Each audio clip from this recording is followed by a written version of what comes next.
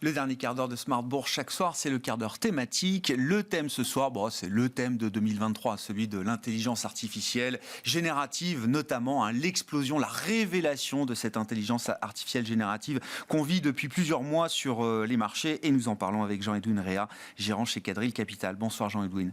Merci d'être avec nous, spécialiste. Vous pilotez un fonds dédié à la disruption, comme on dit dans l'univers technologique. Donc vous suivez évidemment de très près la révélation de l'IA générative et du GPT, comme vous dites, Jean-Edwin.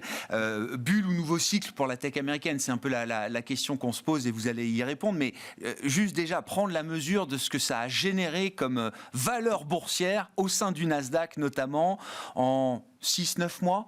Le Nasdaq a pris... en 6 mois. 6 mois, plus de 40%, c'est ça Alors le Nasdaq 100, 40%, le Nasdaq Composite, 32%. Ouais.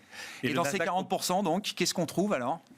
Le Nasdaq 100, il n'existait pas en 1983, mais le Nasdaq Composite, c'est sa meilleure performance depuis 40 ans. Donc quand on voit que finalement le Nasdaq était assez microscopique et peu important en 83, ça veut dire que c'est probablement la meilleure performance historique. En tout cas, à l'échelle de la taille des valorisations, c'est spectaculaire. On va voir le graphe que vous nous apportez effectivement sur cette décomposition de la hausse du Nasdaq. Alors non, on ne voit pas le graphique, mais c'est bon. Ce qu'il faut comprendre dans la performance du Nasdaq, c'est que c'est voilà. Le graphique, donc effectivement, donc les 8 plus grosses valeurs du Nasdaq ont généré 76% de performance. Ce qui est du jamais vu. Normalement, c'est une performance qu'on trouve même spectaculaire pour des toutes petites valeurs. C'est la manifestation probablement de deux choses. D'abord, à la fin 2022, on avait un peu mal. Et le seul truc qui semblait... C'était moins 30, c'était ça, ouais. Voilà, sur le Nasdaq, oui. Et pour d'autres fonds, c'était pire que ça. Mais c'était une période où on recherchait un peu le refuge, et le paradoxe des valeurs GAFAM étendues, c'est qu'elles sont des biens de consommation.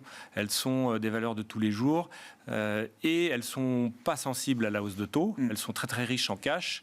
À la limite, pour elles, la hausse de taux, c'est des revenus en plus.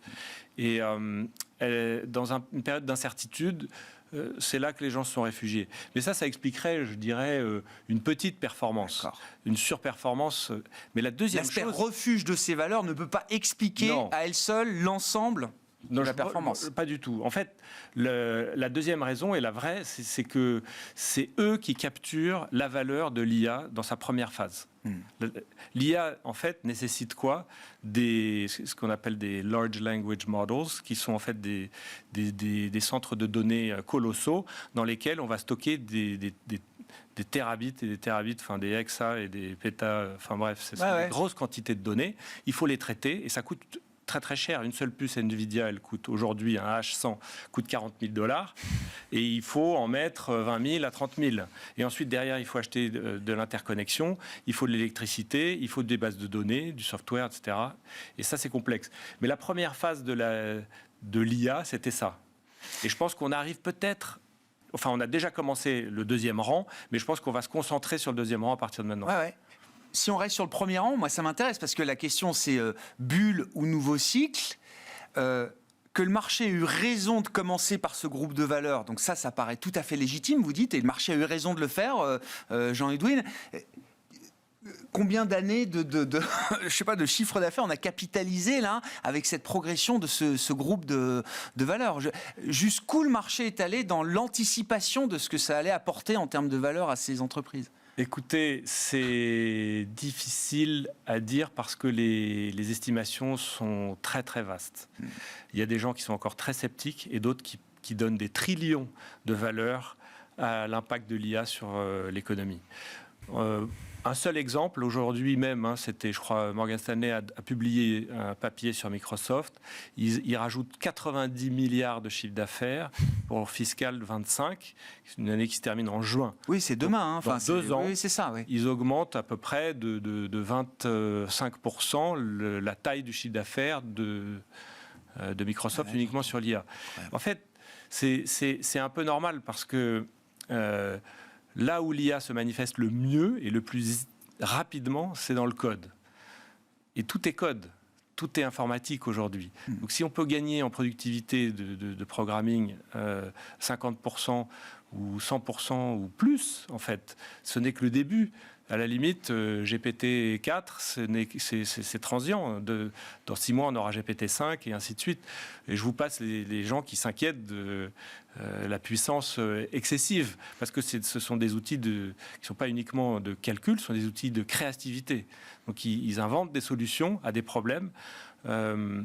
Il y a des... C'est un débat, hein. Moi j'écoute, alors j'essaye de comprendre et d'écouter ce qu'il dit. Luc Julia, il dit c'est pas de l'IA créative. Hein. Ils ne sont pas tous sur l'idée. Ça dépend. Si vous regardez enfin, je sais pas, dans les médias par exemple, on arrive à faire des choses très imaginatives. Mais juste dans le monde du code, il y a, je crois, 7 algorithmes fondamentaux. L'un d'eux, c'est la classification. L'autre, c'est le hashing, c'est le calcul. Il y a des labos qui racontent qu'ils ont déjà, en 6 mois, pour la première fois, peut-être depuis une vingtaine d'années, augmenté de 30% par la seule créativité du GPT. Ce n'est pas eux qui l'ont fait. Donc, c'est puissant. On va voir. En tout cas, le deuxième rang là où c'est très investissable d'ailleurs, parce que j'ai envie de dire... oui, plus on descend en termes de rang, plus c'est difficile d'investir, hein, c'est ça. Mais premier rang, les méga caps, les GAFAM. Deuxième rang, alors, qu'est-ce que les vendeurs de rails et de traverses à cette révolution industrielle, qui sont... alors évidemment, il y a les semi-conducteurs. On a tous entendu parler d'NVIDIA, et puis ils ont quelques cousins, comme AMD ou Intel ou TSMC, qui ne sont pas les moindres. On peut aussi descendre dans les bases de données. Dans le Disruption Fund, on est très investi dans MongoDB, qui est un spécialiste du texte. On peut prendre des généralistes comme Microsoft encore ou Oracle, qui a eu assez peu de la faveur des investisseurs pendant un certain temps, mais qui aujourd'hui, il se trouve, avait de l'excédent de capacité dans son cloud et donc en a bénéficié très récemment. On peut regarder aussi Snowflake, qui fait des clouds dans le cloud, des espèces de sous-clouds sur mesure pour des données ultra hétérogènes, complexes, et qui permet aussi probablement, dans un avenir très très proche, d'améliorer les modèles. Mais voilà, ça c'est semi-conducteurs, base de données, et puis je pense il y a un secteur qu'on appelle DevOps, qui veut dire Development Operations. Bon, ce sont des sociétés. La plus connue, c'est GitHub. Elle a été rachetée par Microsoft. Oui. Il y a GitLab, celle-ci on a en portefeuille. Il y a Atlassian, c'est un peu connu aussi. Ce sont des partages, des gens qui travaillent ensemble pour coder ensemble, et on fait des ajouts et on fait du puzzle et on améliore en équipe. Alors il y a ceux qui disent que ça va justement subir la gain de productivité des outils de GPT, et d'autres qui pensent qu'au contraire on va en avoir beaucoup plus besoin, on va avoir besoin de partager encore plus.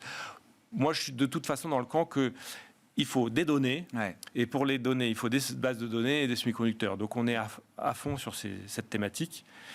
Et après, il y a le troisième rang. Ouais, c'est ça. Au-delà du premier rang et du deuxième rang, qui sont les cercles un peu évidents, effectivement, enfin en tout cas pour des investisseurs spécialisés comme vous, de l'impact positif que va avoir le GPT, l'IA générative, qu'est-ce qui vient ensuite? C'est quoi les cercles suivants sur lesquels peut-être que les convictions sont un peu plus balancées? J'en sais rien aussi. Oui, ce qui vient après, c'est beaucoup plus fondamental. C'est ce qu'on appelle la deep tech. C'est de la tech fondamentale.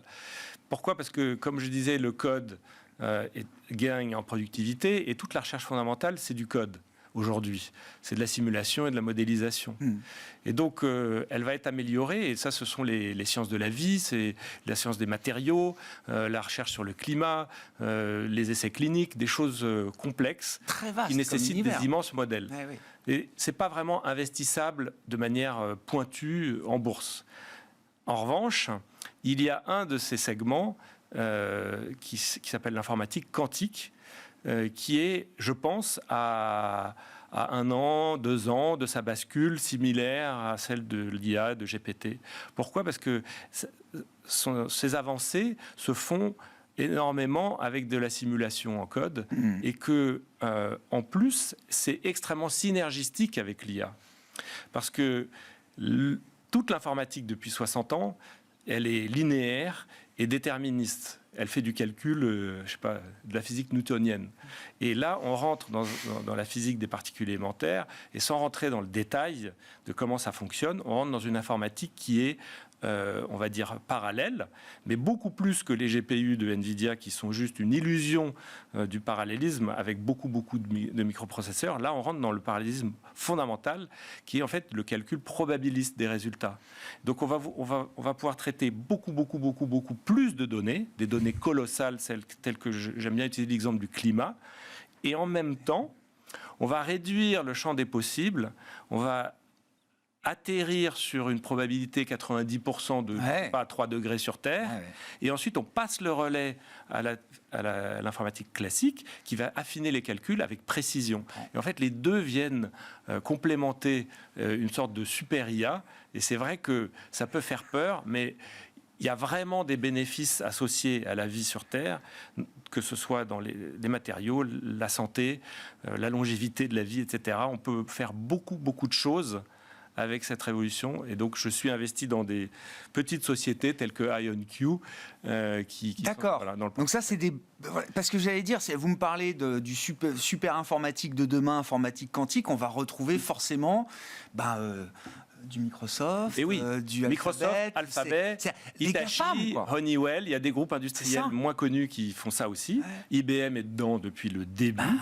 Mais il y a aussi ça c'est grâce à la bulle de 2021. Donc il y aura quand même des disrupteurs. Enfin, il y aura, parce que ces groupes-là, si c'est le retour d'IBM, tant mieux. Moi, je serais ravi que IBM revienne avec un... Alphabet a déjà dans un nouveau cycle, Alphabet. Des grands progrès, ouais. Pour l'investisseur boursier, ça ne va pas nous changer grand-chose, quoi. C'est toujours les mêmes, quoi, en fait. Mais non, il y a quand même des nouveaux acteurs qui vont arriver dans ces marchés-là. C'est pour ça que quand on dit que ces GAFAM ont trop monté, il faut tenir compte du fait qu'elles ont toujours la main sur l'innovation.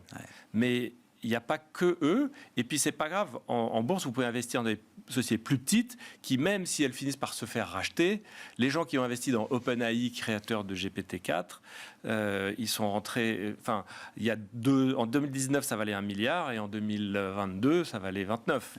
Donc, il peut se passer des choses. On n'est pas voué à l'échec juste parce que c'est petit. Non, et puis au contraire, partant de petit, la croissance ne peut être que plus spectaculaire encore. Il faut faire attention, il ne faut pas acheter n'importe quoi. Bien sûr. Mais moi, je mise un peu là-dessus, mais c'est anecdotique. Je veux dire, c'est 2% du fonds. Voilà. Merci beaucoup, Jean-Edwin, de nous avoir fait un condensé en 12 minutes de comment l'IA va traverser effectivement tous ces secteurs et toutes ces thématiques boursières aujourd'hui et demain. Jean-Edwin Rea, qui était avec nous, gérant chez Quadrille Capital, invité du quart d'heure thématique de Smart Bourse ce soir. Voilà pour cette édition. On se retrouve demain à 12h30 en direct sur Bismart. Merci, Greg.